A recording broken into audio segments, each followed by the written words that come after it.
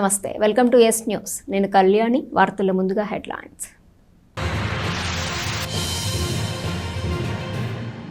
తెనాలి నియోజకవర్గ పరిధిలోని దివ్యాంగులకు ఈ నెల 8వ తేదీన ఉచితంగా ఉపకరణాలను అందించేందుకు చర్యలు చేపట్టామన్న మున్సిపల్ కమిషనర్ బండి శేషన్న.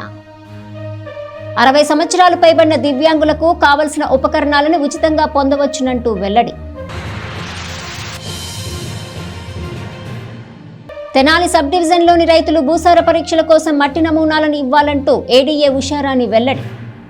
వేసవిలో భూసారాన్ని పెంచేలా జీలుగా, పిల్లి పెసర వంటి విత్తనాలు సిద్ధంగా ఉన్నాయన్న ఏడీఏ.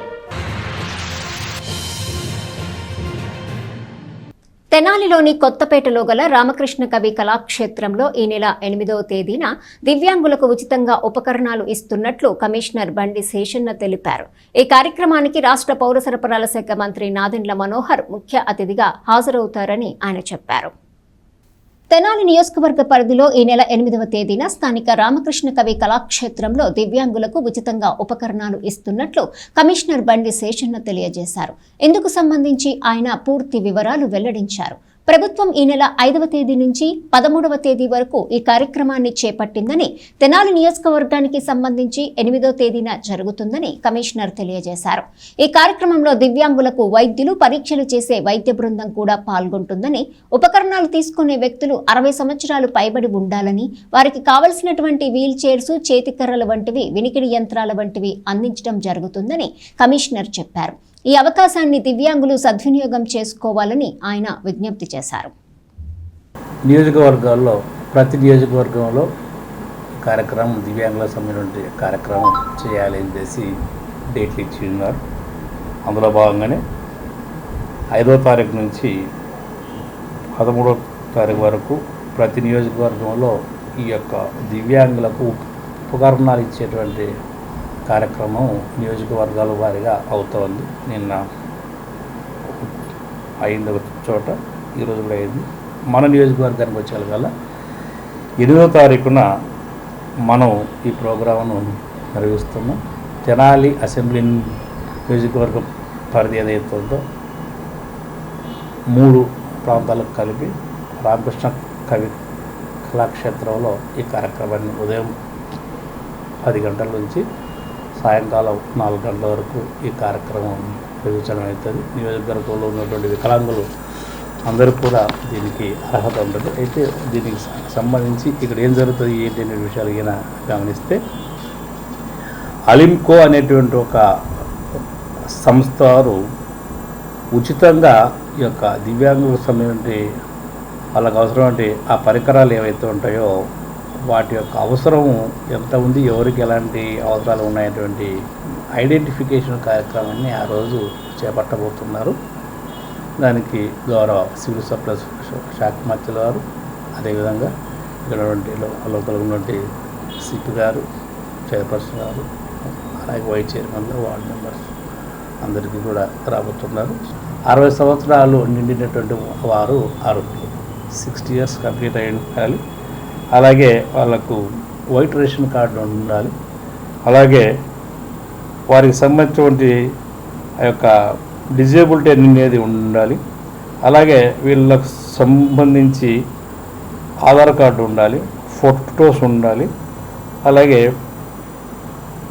సెల్ ఫోన్ నంబర్ కూడా ఖచ్చితంగా ఉండాలి. So income certificate, ration card, Aadhaar card, photos తీసుకొని వాళ్ళు ఆ రోజు రామకృష్ణ కవి కళాక్షేత్రంలోకి ఉదయం 10 గంటల నుంచి సాయంకాలం 4 గంటల లోపల అక్కడికి వచ్చేంత డాక్టర్ల బృందం ఉంటుంది.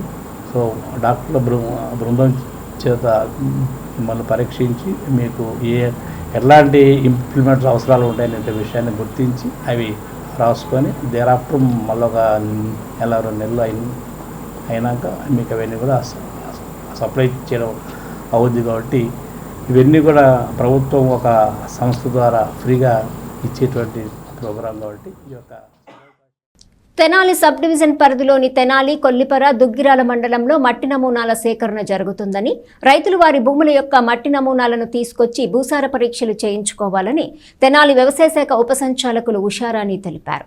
అలాగే భూసారం పెంచే జీలుగా, పిల్లి పెసర, పచ్చిరొట్ట విత్తనాలు పొలాల్లో చల్లి భూసారాన్ని పెంచాలని ఆమె కోరారు.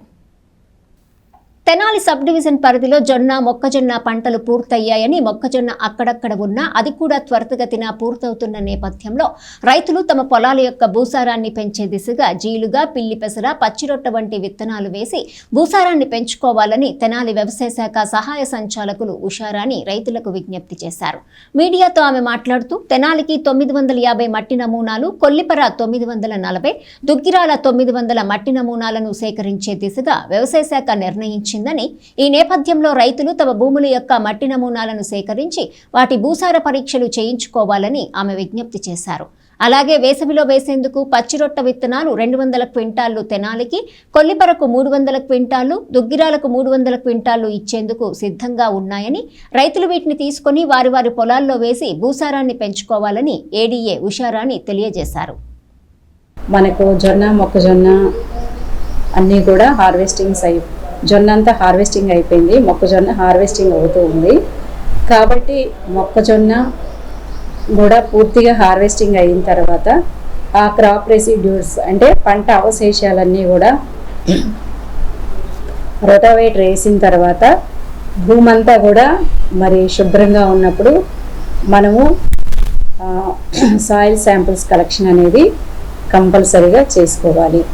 ముఖ్యంగా రైతు సోదరులకి ఈ వేసవి కాలంలో గ్రీన్ మాన్యూర్, పచ్చి రొట్ట పంటల యొక్క విత్తనాలు ఇవ్వటం సబ్సిడీలో 50% సబ్సిడీలో జరుగుతుంది. మరి మన తెనాలి మండలం 200 క్వింటాలు ఇన్నింటి పెట్టడం జరిగింది. అలాగే కొల్లిపర మండలం 300 క్వింటాలు ఇన్నింటి పెట్టడం జరిగింది. అలాగే దుగ్గిరాల మండలంలో కూడా 300 క్వింటాలు జనము, జీలుగా, పిల్లి పెసరకు సంబంధించినటువంటి విత్తనాల కొరకు ఇన్నింటి పెట్టడం జరిగింది. మరి ఈ విత్తనాలు వచ్చినప్పుడు మరి రైతులకు అందించడం, అలాగే రైతులు కూడా తమ యొక్క పొలాల్లో వేసుకోవటం ద్వారా మరి భూమి యొక్క ఆరోగ్యంను, అలాగే ఈ యొక్క చౌడు బారిన స్థితి నుండి మన యొక్క పొలాలను సంరక్షించుకోవటం జరుగుతుంది. పరిరక్షించుకోవాల్సిన బాధ్యత మన మీద ఉంది. కాబట్టి తప్పనిసరిగా ఈ జనము, జీలుగా, పిల్లి పెసర అనే గ్రీన్ మెన్యూర్ సీడ్ని మీరు తీసుకొని వేసుకోవాల్సిందిగా కోరుకుంటున్నాను. మహారాష్ట్రలోని నాసిక్లో గల డివిజనల్ స్పోర్ట్స్ కాంప్లెక్స్ నందు ఏప్రిల్ 25వ తేదీ నుండి 29వ తేదీ వరకు, అలాగే 29వ తేదీ నుండి మే 1 వరకు ఫస్ట్ ఫెడరేషన్ కప్ మరియు కిడ్స్ ఛాంపియన్షిప్ జరిగింది. దీనిలో గుంటూరు జిల్లా taekwondo association, KSR taekwondo academy పాల్గొని గోల్డ్ మెడల్స్ ని సాధించాయి. మన ప్రాంత విద్యార్థులు తమ యొక్క ప్రతిభను ప్రదర్శించి గోల్డ్ మెడల్స్ ని సాధించడం ఆనవాయితీగా వస్తుందని అంగలకుదురు గణేష్ యూత్ కన్వీనర్ వీరవల్లి మురళి, ఉప సర్పంచ్ కనగాల నాగభూషణంలు అన్నారు. మహారాష్ట్రలో నాసిక్లోని డివిజనల్ స్పోర్ట్స్ కాంప్లెక్స్ నందు గత నెల 25వ తేదీ నుంచి జరిగిన కాంపిటీషన్లో మన ప్రాంత విద్యార్థులు గోల్డ్ మెడల్స్ ని సాధించడం అభినందనీయమన్నారు. దేశంలోని అన్ని రాష్ట్రాల నుండి క్రీడాకారులు పాల్గొన్న ఈ కాంపిటీషన్లో గుంటూరు జిల్లా తైక్వాండో అసోసియేషన్, అలాగే కేఎస్ఆర్ తైక్వాండో అకాడమీ నుండి మాస్టర్ కె శ్రీనివాసరావు సీనియర్ విభాగంలో పూంసేలో గోల్డ్ మెడల్స్ ని సాధించారు. కిడ్స్ ఛాంపియన్షిప్లో తెనాలికి చెందిన కేఎస్ఆర్ అకాడమీ విద్యార్థులు షణ్ముఖ అభిరామ్ అండర్ 20 kg విభాగంలో గోల్డ్ మెడల్ని, లంకరాజు శిరీష 18174 విభాగంలో గోల్డ్ మెడల్ని, అలాగే లంకరాజు శ్రీశౌర్య అండర్ 2419 విభాగంలో బ్రాంజ్ మెడల్ని సాధించారు.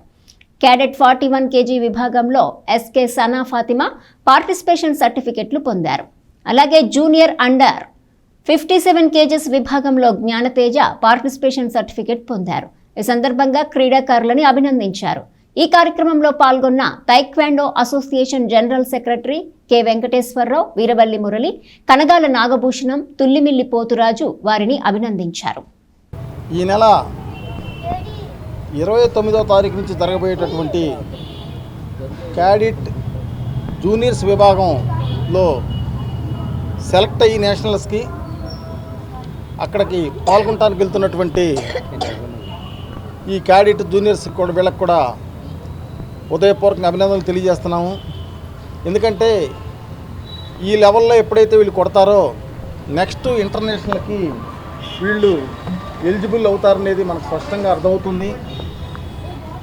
తెనాలి నుంచి ఈ గడ్డ మీద నుంచి నేషనల్స్కి ఆ కాంపిటీషన్స్కి వెళ్ళడం అనేది, ముఖ్యంగా ఆడపిల్లలు ఆ స్థాయిలో పాల్గొనడం అనేది నిజంగా చాలా సంతోషం. దాంట్లో కేఎస్ఆర్ శ్రీనివాసరావు గారి వాళ్ళ పాప కూడా ఈ విభాగంలో పాల్గొనడానికి వెళ్ళడం అనేది నిజంగా ఆయన యొక్క కృషి, ఆయన యొక్క పట్టుదలకు వాళ్ళ పిల్లలు కూడా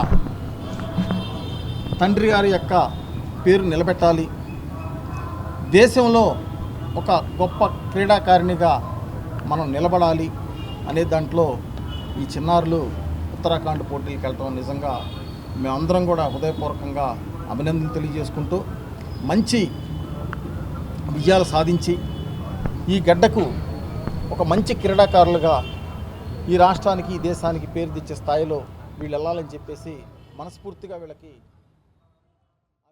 మరి మన తెనాల్లో వెళ్ళిన 6గురిలో 4 సాధించడం గోల్డ్ మెడల్స్ అంటే అది చాలా చిన్న విషయం కాదు. అది మన తెనాలికి గర్వకారణం. ఆ విధంగా మరి తెనాలని తీర్చిదిద్దుతున్న మన KSR institute, taekwondo institute Srinivas గారికి హృదయపూర్వకంగా ధన్యవాదాలు తెలుపుతున్నాం. అలానే ఇంకా మిగిలిన పిల్లలు కూడా మరి రేపు ఉత్తరాఖండ్లో జరుగు పోటీలకు కూడా సంసిద్ధులై మళ్ళీ మెడల్ సాధించాలని మనస్ఫూర్తిగా కోరుకుంటూ అందరికీ అభినందనలు తెలియజేస్తున్నాం. నేషనల్ ఫెడరేషన్ కప్ జరిగినాయి నాసిక్లో, మరియు కిడ్స్ ఛాంపియన్షిప్ జరిగినాయి. ఇవి మొత్తం 25 నుంచి మే 1 వరకు జరిగినాయి. ఈ కార్యక్రమానికి, ఈ ప్రోగ్రానికి Guntur district taekwondo association, Tenali KSR taekwondo academy నుంచి 6గురు పాల్గొనగా 4 మెడల్ సాధించారు. 3 గోల్డ్ మెడల్, 1 బ్రాంజ్ మెడల్ సాధించారు. ఇందు మూలంగా మన గౌరవనీయులు ఏరవల మురళి గారిని, తుల్లిమిల్లి పోతురాజు గారిని, కే నాగభూషణ్ గారిని మన అకాడమీకి పిలిపించి వాళ్ళు మా పిల్లలకి మంచి ఆశీర్వాదం అందించాలని ఈ సందర్భంగా, ఈ కార్యక్రమం సందర్భంగా పిల్లలకి మంచి సందేశం ఇవ్వాల్సిన. తెనాలి నాజర్పేట్లోని సంకావారి కోట్ల బజార్లో గత 84 సంవత్సరాలుగా విశేష పూజలు అందుకుంటున్న శ్రీ రుక్మిణి సమేత శ్రీ పాండురంగ స్వామివారి దేవస్థానంలో 85వ వార్షికోత్సవాలు 8వ తేదీ నుంచి ప్రారంభిస్తున్నట్లు ఆలయ అర్చకులు తురగా నాగరాజు శర్మ తెలిపారు. ఈ సందర్భంగా బ్రోచర్ను ఆవిష్కరించారు. స్థానిక నాజర్పేట్లో 84 సంవత్సరాలుగా ఈ ప్రాంతవాసుల పూజలు అందుకుంటున్న శ్రీ రుక్మిణి సమేత శ్రీ పాండురంగ స్వామివారి దేవస్థానంలో 85వ వార్షిక మహోత్సవాలు 8వ తేదీ నుంచి 12వ తేదీ వరకు 6 రోజుల పాటు జరుగుతాయని ఆలయ అర్చకులు తురగా నాగరాజు శర్మ తెలియజేశారు. మీడియాతో ఆయన మాట్లాడుతూ ప్రతిరోజు స్వామివార్లకు పంచామృతాభిషేకం, విష్ణు సహస్రనామార్చన, పలు అభిషేకాలు, విశేష పూజలు జరుగుతాయని, ప్రతిరోజు సాయంత్రం ఆధ్యాత్మిక కార్యక్రమాలు నిర్వహిస్తున్నట్లు ఆయన తెలిపారు. 13వ తేదీన పెద్ద ఎత్తున అన్నప్రసాద కార్యక్రమాన్ని నిర్వహించుకోవటం జరుగుతుందని ఆలయ అర్చకులు తురగా నాగరాజు శర్మ తెలియజేశారు. మన నాజర్పేట సంకారుగొట్ల దగ్గర వేయించేసినటువంటి శ్రీ పాండురంగ స్వామి వారి దేవస్థానమునందు గత 85 సంవత్సరములుగా వార్షిక మహోత్సవాలు అత్యంత వైభవంగా భక్తుల సహాయ సహకారంతో చేయటం జరుగుతున్నది. అట్లాగే ఈ సంవత్సరం కూడా 85వ సంవత్సరంలో అడుగుపెడుతుంది. దాని సందర్భంగా 8వ తారీఖు నుంచి 13వ తారీఖు వరకు 6 రోజులు కూడా స్వామివారి యొక్క వార్షిక మహోత్సవాలు అత్యంత వైభవంగా జరుగుతుంటాయి. ప్రతిరోజు ఉదయం స్వామివారికి 6:30 పంచామృత సుగంధ ద్రవ్యాలతో అభిషేకములు, తర్వాత విష్ణు సహస్రనామ పూజలు, తీర్థప్రసాదాలు వినియోగం ఉంటుంది. అట్లాగే ప్రతిరోజు సాయంత్రం 6:30 నుండి ప్రతిరోజు కూడా ఆధ్యాత్మిక కార్యక్రమాలు ఏర్పాటు చేయడం జరిగినది. కావున భక్తులందరూ కూడా ఈ కార్యక్రమాలలో పాల్గొని స్వామివారి దర్శించి తీర్థప్రసాదాలు స్వీకరించి స్వామివారి కృపకు పాత్రలు కావాల్సిందిగా కోరుతున్నాము. అంతేకాకుండా 13వ తారీఖు అన్నదాన కార్యక్రమం భక్తులందరూ కూడా సుమారు ఒక 5,000 మందికి అన్నదానం కార్యక్రమం ఏర్పాటు చేయడం జరిగింది.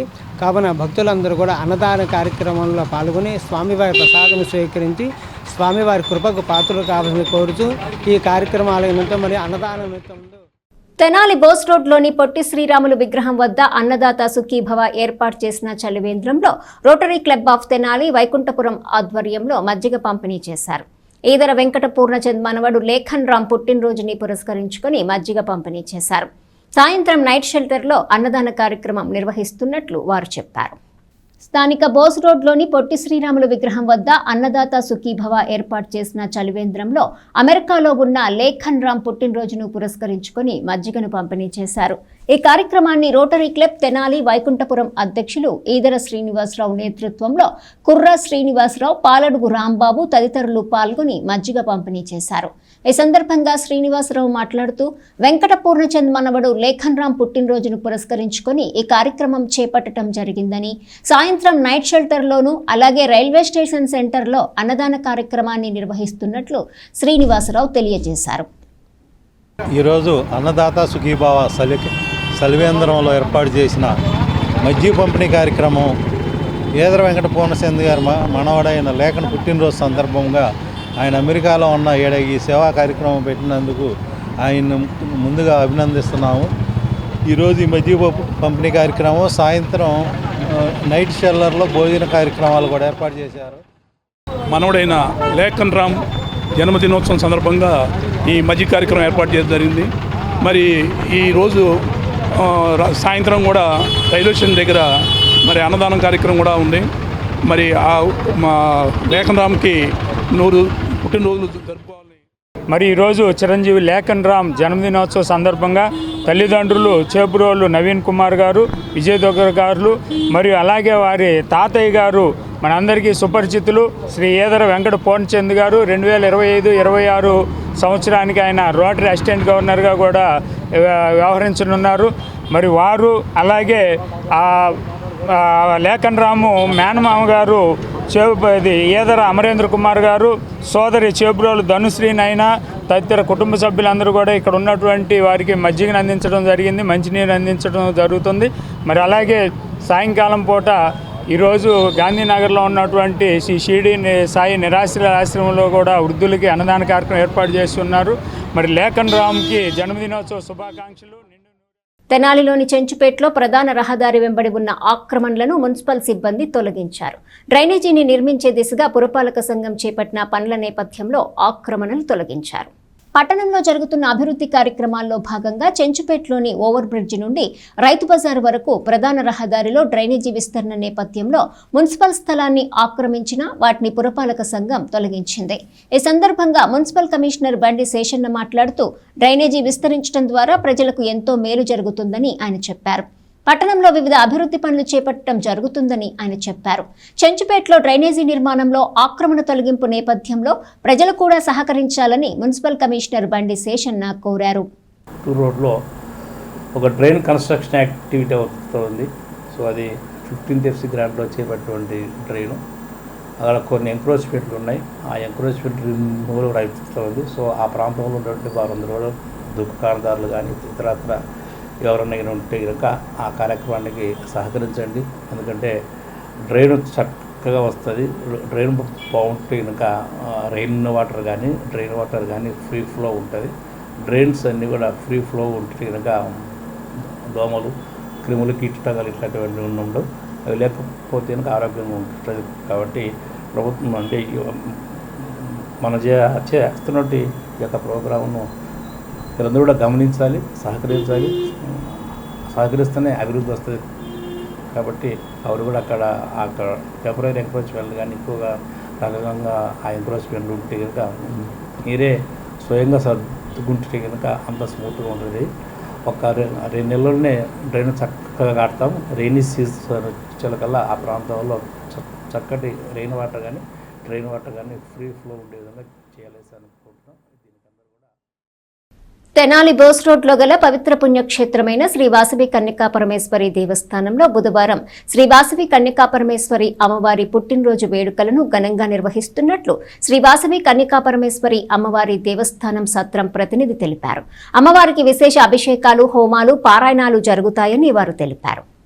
స్థానిక బోస్ రోడ్లోని శ్రీ వాసవి కన్యకా పరమేశ్వరి దేవస్థానంలో శ్రీ వాసవి అమ్మవారి పుట్టినరోజు వేడుకలను అత్యద్భుతంగా నిర్వహిస్తున్నట్లు శ్రీ వాసవి కన్యకా పరమేశ్వరి దేవస్థానం సత్రం ప్రతినిధి తెలిపారు.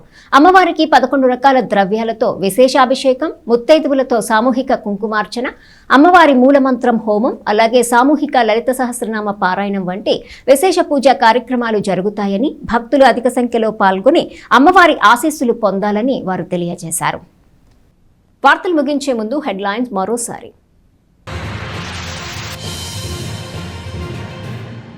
తెనాలి నియోజకవర్గ పరిధిలోని దివ్యాంగులకు ఈ నెల 8వ తేదీన ఉచితంగా ఉపకరణాలను అందించేందుకు చర్యలు చేపట్టామన్న మున్సిపల్ కమిషనర్ బండి శేషన్న. 60 సంవత్సరాలు పైబడిన దివ్యాంగులకు కావలసిన ఉపకరణాలను ఉచితంగా పొందవచ్చునంటూ వెల్లడి. తెనాలి సబ్ డివిజన్లోని రైతులు భూసార పరీక్షల కోసం మట్టి నమూనాలను ఇవ్వాలంటూ ఏడీఏ ఉషారాణి వెల్లడి. వేసవిలో భూసారాన్ని పెంచేలా జీలుగా, పిల్లి పెసర వంటి విత్తనాలు సిద్ధంగా ఉన్నాయన్న ఏడీఏ. ఈ వార్తలు ఇంతటితో సమాప్తం. తిరిగి ప్రసారమయ్యే ఎస్ న్యూస్లో మళ్ళీ కలుసుకుందాం. అంతవరకు సెలవు. నమస్కారం.